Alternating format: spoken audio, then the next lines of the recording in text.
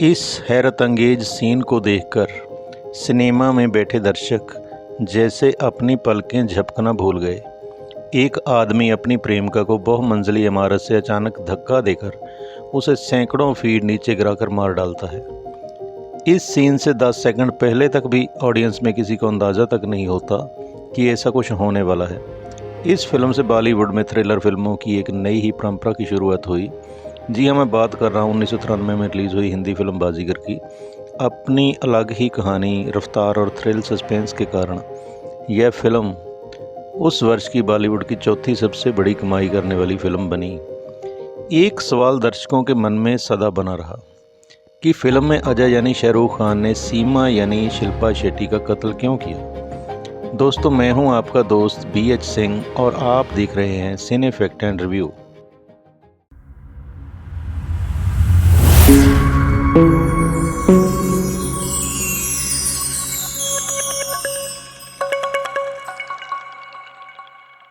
बाजीगर film की कहानी अगर शॉर्ट में बात करें तो ये है कि मदन चोपड़ा नाम के एक आदमी की 2 बेटियां हैं, सीमा और प्रिया।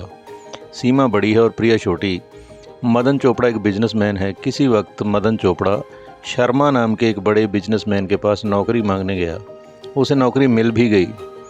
उसने वहाँ गबन किया और उसका राज फाश होने पर उसके मालिक शर्मा ने उसे जेल भिजवा दिया। बदला लेने के लिए वो 3 साल बाद वापस आया। शर्मा जी को विश्वास में लिया। जब विश्वास जम गया तो पावर ऑफ अटर्नी का बेजा इस्तेमाल करके कंपनी का मालिक बन बैठा और शर्मा परिवार को वहाँ से निकाल दिया। गरीबी में दर बदर की ठोकरें खाते हुए शर्मा की छोटी सी बच्ची और शर्मा की भी एक बारिश और तूफ़ानी रात में मौत हो जाती है। बच गया उसका बेटा अजय और उसकी माँ।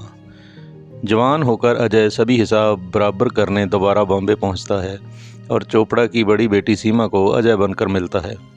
छोटी बेटी को वो विक्की मल्होत्रा के नकली नाम से मिलता है, जो कि उसके एक दोस्त का ही नाम है। दोनों लड़कियों को पता चले कि एक ही शख्स उन्हें अलग अलग नाम से मिलता है, उससे पहले ही अजय सीमा का खून कर देता है, उसे एक ऊंची इमारत से गिराकर। अब वो प्रिया से प्यार करता है। चोपड़ा का विश्वास उस पर जम जाता है और वो उसे दामाद बनाने को तैयार है। इसी बीच कई सबूत ऐसे सामने आते रहते हैं जिनसे कि विक्की की पोल खुलने का डर बना रहता है कि वो ही सीमा का कातिल है। अपनी उस करतूत को छुपाने के लिए वो 2 और कत्ल करता है, सीमा के साथ पड़े एक लड़के और एक उसकी सीमा की ही पुरानी सहेली का। विक्की ठीक वो ही धोखे वाला रास्ता अपनाता है जो उसके पिता शर्मा को बर्बाद करने के लिए मदन चोपड़ा ने इस्तेमाल किया था।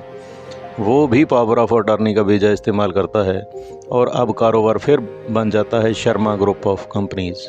चोपड़ा वापस आकर ये देखता है तो वो आग बबूला हो उठता है। उधर असली विक्की मल्होत्रा से प्रिया को पता चल जाता है कि उसके प्रेमी का असली नाम अजय शर्मा है और वो पनवेल में किसी उजाड़ सी जगह पर रहता है।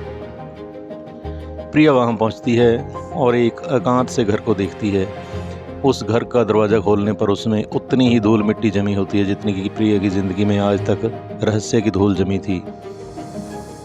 वहाँ पुरानी अखबारें, उनकी कुछ कतरने और रिकॉर्ड के बीच अजय शर्मा, जिसे कि वो विक्की के नाम से जानती है, उसकी फ़ोटो भी लगी होती है।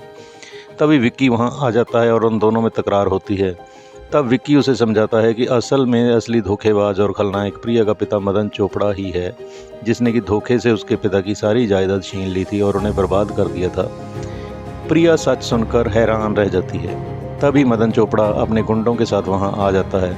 वह सीधी गोली चला देता है जो अजय की छाती में दाहिनी ओर लगती है। प्रिया अपने पिता को रोकने की कोशिश करती है मगर वह नहीं रुकता। गुस्से में आकर अजय सभी गुंडों की पिटाई करता है। अजय को मारने आया मदन चोपड़ा अब जान बचाकर भागने लगता है। अंत में दोनों एक टीले पर से नीचे गिरते हैं। मदन चोपड़ा मर जाता है। अजय की मां जो वहीं पर रहती है उसकी गोद में सिर रखकर अजय भी शांति की मौत मर जाता है। उसने अपना बदला ले लिया था। ये थी फिल्म बाजीगर की कहानी। वैसे लगभग सभी ने इसे देखा है, लेकिन इसकी कहानी कितनी भी सनसनीखेज क्यों ना हो, इसमें एक बड़ा झोल वही है कि अजय को सीमा का ही खून करने की क्या ज़रूरत थी। ना तो सीमा अभी किसी जायदाद की वारिस थी, ना ही जल्दी बनने वाली थी। जायदाद तो मदन चोपड़ा के ही नाम थी और उससे अजय वो जायदाद तब भी वैसे ही छीन सकता था अगर सीमा जिंदा होती, जैसे कि उसने अब छीनी जबकि सीमा का कत्ल कर दिया। कहने का मतलब ये है कि अजय के उद्देश्य का जो उसका कहानी में है, सीमा के कत्ल से दूर दूर तक कोई रिश्ता नहीं है। अजय मदन चोपड़ा के सारे ख़ानदान को मारना चाहता था क्या? फिर उसने प्रिया और चोपड़ा को क्यों छोड़ दिया? चोपड़ा को भी वो अंत में ख़त्म करता है, जबकि अजय खुद ही मरने लगता है। ये तो कहानी लिखने वाला ही बता सकता है, मगर जैसे लिखने वाले ने इसका कोई कारण नहीं बताया, वैसे ही देखने वालों ने भी सोचा चलो छोड़ो, होगा कुछ। ये फिल्म वास्तव में हॉलीवुड की बनी हुई फिल्म ए किस बिफोर डाइंग की हूबहू कॉपी है, जो कि इसी नाम के एक नावल पर बनी है, जो कि 1954 में छपा था। खैर, ये फिल्म माइलस्टोन साबित हुई थी अपने स्टाइल में। इसने शाहरुख के सुपरस्टार बनने का रास्ता शुरू किया। आपने वीडियो देखा, बहुत बहुत शुक्रिया। अगली बार ऐसी ही कोई वीडियो लेकर आपके लिए आएंगे। तब तक के लिए जय हिंद।